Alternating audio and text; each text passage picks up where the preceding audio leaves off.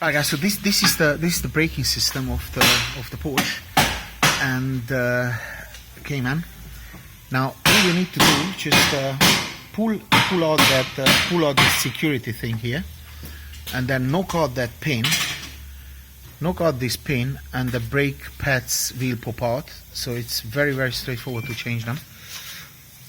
That pin, and then knock out that stud, and everything will come. Of course, be careful, don't break those wires here, but pretty straightforward. A very nice design.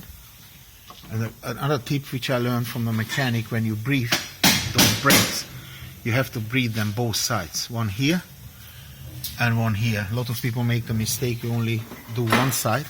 So on this particular car, you have to do both sides.